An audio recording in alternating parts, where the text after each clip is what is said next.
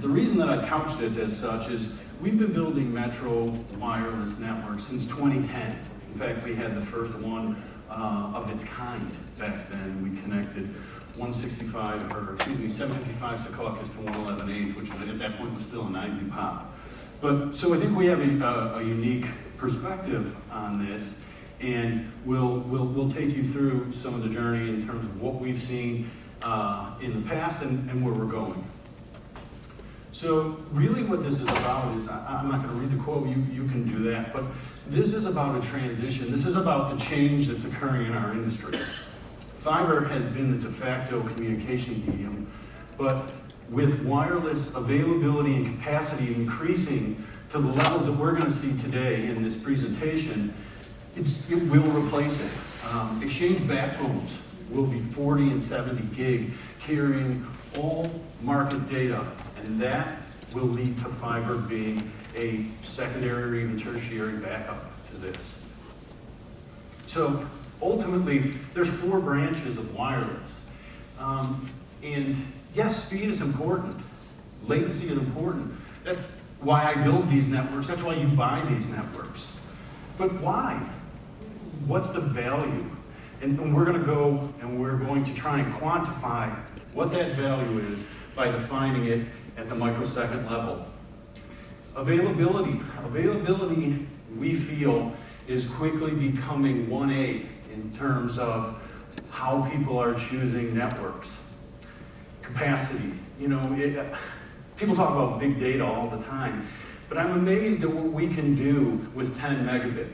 Chicago to New Jersey, major trading corridor, and those are the slices, the predominant slices that people are using. So, you know, will that always be the case? Does it need to be the case? So I think we can spend some time there. And then lastly, wireless market data. You know, to me, this is the great equalizer. This is the democratization of the markets. This isn't the top 1% of the firms building bespoke networks to have an unadulterated advantage over the rest. With the capacity we have and with the availability we have, we can put all of the equities market data on our networks and distribute that universally to all market participants at a very accessible price point. So let's start with availability. Get some feedback. So availability is important as latency, almost. And the reasons are twofold. One, I talked about the market data. You can transmit without data loss, and you can build carrier-grade networks. We're talking 3 nines, we're talking 4 nines. That's equivalent to fiber in some cases. And then B, it grants access to what I'm calling exclusive alpha. And that's a term that we're going to spend some time on later in the presentation. But availability will allow you to generate additional profits in addition to latency. So why do we have networks that are so available? It's because we have a hybrid lasercom platform. So what does that mean? It means that it's a dual spectrum system. And the translation is that it's up when all others are down. Let's spend some time on dual spectrum. It has 2 channels, and all client data or price data is simulcast over both channels.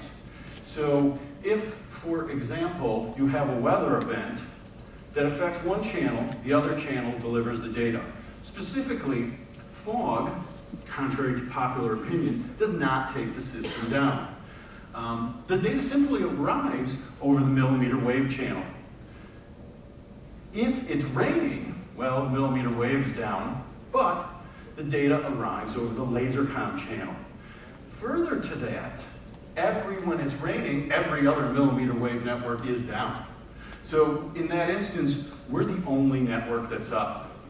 The last point I'll make here is we have a proprietary byte-by-byte algorithm that determines which byte is error-free, so it breaks up the wireless backbone packet and then recouples it at the endpoints. So the packet that you get as a customer is actually a composite of the lasercom system and the millimeter wave system, depending on the weather conditions. So if you're using a 64-byte frame size, ostensibly you could have 65% delivered over the lasercom system, 65% of the bytes delivered over the lasercom system, and 35 over millimeter wave.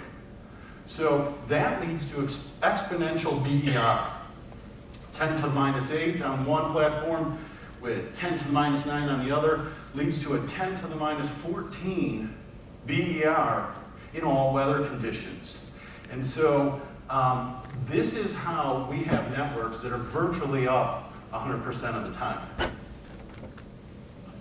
So NASDAQ to BATS. The ULL 3000 is installed, operational, and transmitting market data to clients.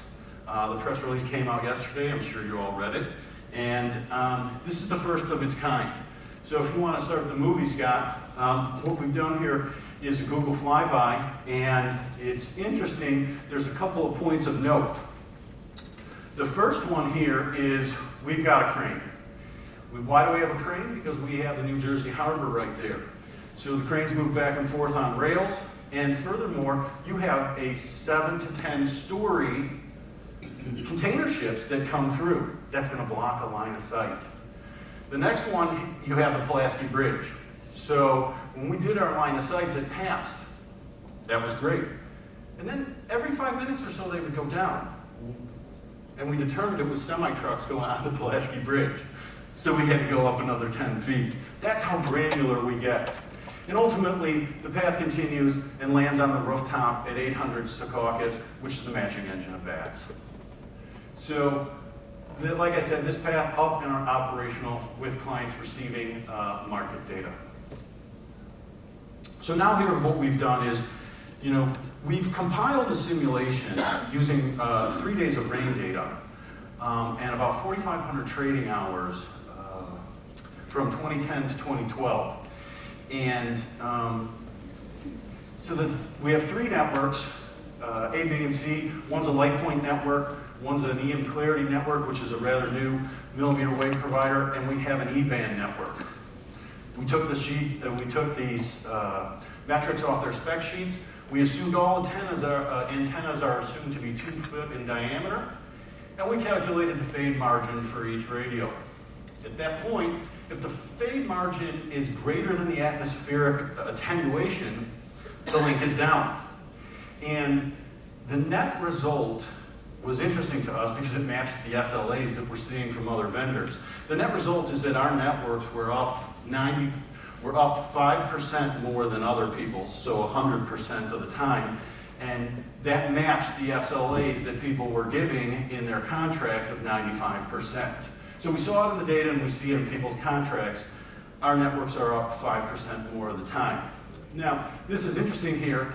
We have, on network A, we have one link that's down. Network B, all 3 links are down. And network C, 2 are down.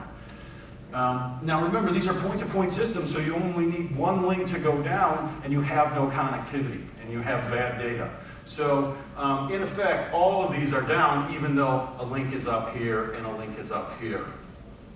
So moving to the next slide, the results of the rain study are that millimeter wave networks go down with as little as 2 millimeters of rain per hour. And that went over a little bit. But here we have the links that are down in each instance. That's the gain margin, the attenuation versus absorption, and the rain rate. And so 3 millimeters, and just over 2 millimeters an hour took these networks down, and these numbers correlate to the simulation that we just saw. Now, we're in the US, so the conversion from metrics to inches, that's about 1/10 of an inch of rain per hour. So that's not a very heavy downpour at all. This is why we invested in a hybrid system. This is why we believe that laser comm combined with millimeter wave is the way to go, because millimeter wave only systems suffer this downtime consistently. Capacity. I have one slide here, and it's a fairly compelling one, but I really do view this as the next battleground. Larger wireless backbones are going to complete the transition away from fiber, and we're going to allow for all feeds to be put on it. We're talking the SIAC feed. That's the goal to accomplish with increasing the capacity. So what do we have today? We have 4 gig per second. full duplex, layer 1 connectivity. We have 10 gig working on the optical side, and we're tuning the millimeter wave modulation. That's going to be available in 6 months. But to the right is what's really compelling. This is what, to me, signals the death knell for fiber, because we've got 40 gig testing in the lab right now. And again, that's suitable for backbone activity. And the estimated production there is around 12 months. But ultimately, this is the holy grail. This is 70 gig here. And that's the current capacity of the Department of Defense systems that are using LaserCom underneath the bellies of the fighter jets. And this technology transfer effort is already underway. So this ultimately will suffice for all of the financial industry. It's got a little bit of a longer lead time, it's got 18 months, but all of these things ultimately started in the DoD, we commercialized them out, and this is the last one that has to come. So, now we're on latency, and I'm of the opinion that equipment can address your capacity in terms of how it modulates the spectrum, and by and large your availability, using dual spectrums, for example. Now, link distance, link path, that does somewhat affect the availability, but by and large it's equipment that handles capacity and availability. But nothing delivers latency like the most direct, shortest path. And so, to that end, we spend countless hours iterating our paths. This is a Carteret down here, Mawa up here, Secaucus there. And we took 10,000 runs through our algorithmic router using 1 meter satellite data. And the result was what you see here. And the links are color-coded by how frequent they're used and how direct they are between the two sites. And then the spheres are the sites that we have identified. And at 1 meter, you can find a lot of things that aren't in a tower ASR database. So the size and the color of the spheres lets you know how many times it's used, and so does the size and the color of the links. So this is what we do. These are the exercises that we engage in before we even think about doing any physical work. So this is the fruits of our labor. This, as I mentioned, the NASDAQ badge path is already up. This is NYSE to NASDAQ, and this is probably, we have one site left to do. Not one link, we have one site, which is the final site at MAWA. And we're very proud of this because this varies from geodesic distance by only a few hundred meters. And just let me define geodesic, so it's the shortest distance between 2 points according to the curvature of the Earth. Some people use that as the crow flies. Some people say according to the Great Circle, except I was apprised by my physicist friends that the Earth is elliptical, and so that's a little bit of a misnomer, but whatever, we'll use geodesic and stop that debate. But the point is here is that the yellow line is the geodesic line. That's the straightest distance between two paths. The red line is our route. So if you look, the variance, the amount that we're hugging this path is indiscriminate. It's virtually nothing. And so if you want to continue along, you see, now this is a 55-kilometer path. Now we have a vacillation here. And in part, that was to split this man-made cabinet. Now, in part, this is also due to the auto point and tracking of the AOPTIC system that allows us to split a man-made obstacle like that. So it's pretty cool. It's kind of like shooting through the eye of a needle. We continue. Now that's probably about a couple of blocks here, 4 blocks, in terms of separation from the geodesic line. But up here, you're going to see a vacillation. You're going to see the first and only sawtooth that we have in the path. And that is because topography matters. And it comes around and you'll see it just outside the NYSE data center. So every network leading north from NASDAQ to NYSE ultimately has to deal with a natural berm directly in the geodesic path. This is 400 feet above ground level. So, and it lies directly in line. So this is a real challenge. You either have to go west or you have to go east, and you know, we thought we found a really good path going west of it. So topography is not your friend sometimes. So this is the last path slide, and I called it 55 degrees from Carteret because that's the heading that you would take if you were going to go straight to Mawa. And there's a couple of interesting things here. First, again, Carteret here, Secaucus here, Mawa up here. Look at all of the reservations that people have made to the north and to the south. Why didn't they go straight? Well, that's because here's the harbor. So we took this directly from the FCC database, and green means good, you have line of sight, and yellow means bad, you have an obstruction somewhere. So you see people completing contiguous paths here to the north and south, and you see lots of yellow here, people getting blocked for the reasons that I've already mentioned.